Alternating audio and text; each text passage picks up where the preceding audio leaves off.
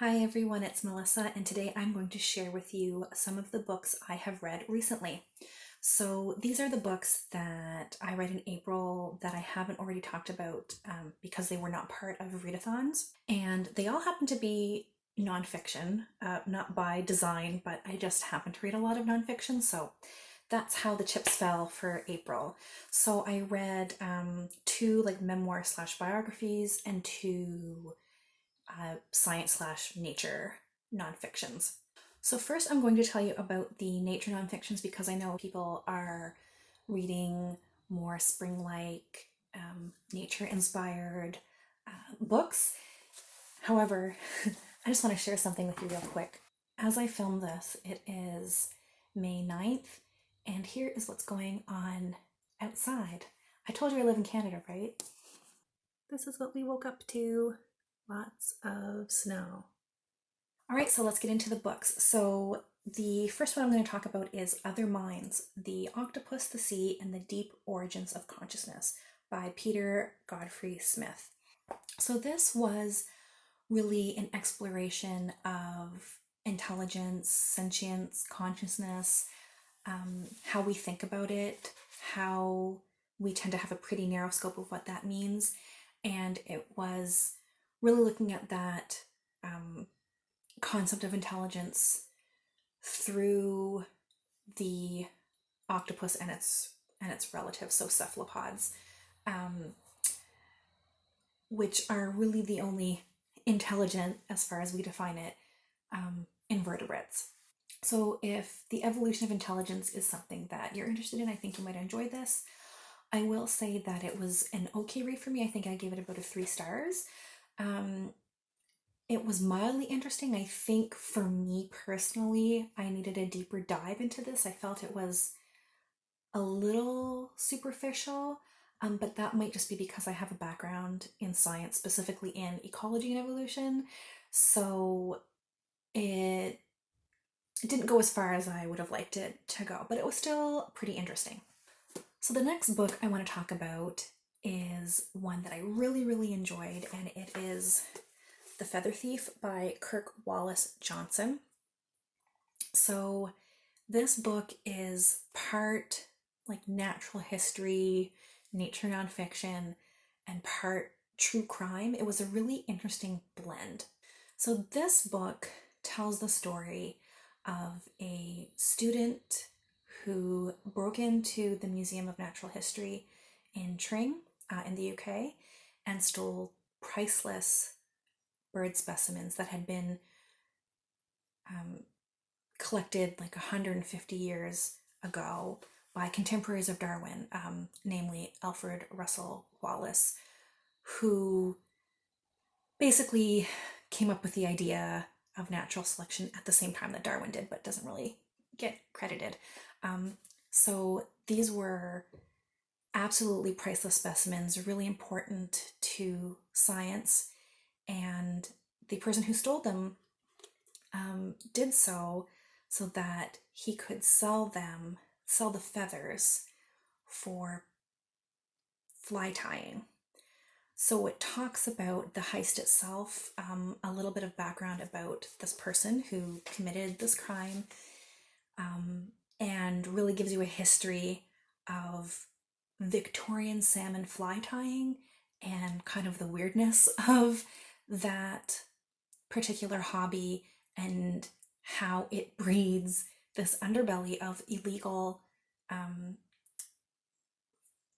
the illegal selling of feathers from birds that are rare and endangered. So, like I said, I really enjoyed this book. I will say that it made me very angry while reading it, and I don't know if that's the fact that I am a former scientist, a former ecologist, and a current lover of science and museums, but I understand how like those feathers are and those bird skins are irreplaceable.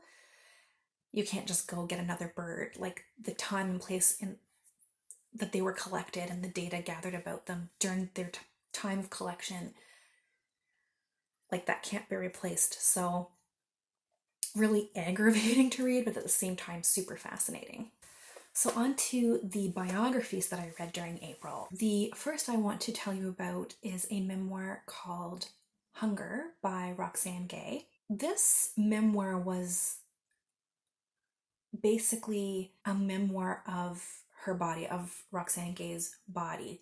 And it goes through her life from childhood to adulthood, but told through the lens of her body, how she relates to her body, how she used to relate to it, how she relates to it now, the good and the bad. So it does talk about a gang rape that the author experienced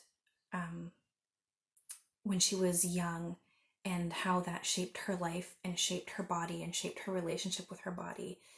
And yeah, so it was definitely a difficult read, but she really explores the topic of our bodies, well, specifically her body, and how her relationship with her body has shaped her relationship with her studies, with other people, with her family, with romantic relationships.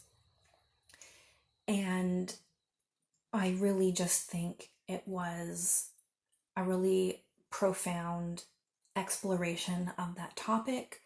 Um, and it felt like one of the more honest memoirs I have read. So, the last book I want to tell you about is a biography called Lady from the Black Lagoon by Mallory O'Meara. So, this was very much a passion project of the author, who is in the film industry and specifically really likes horror movies and movie monsters, and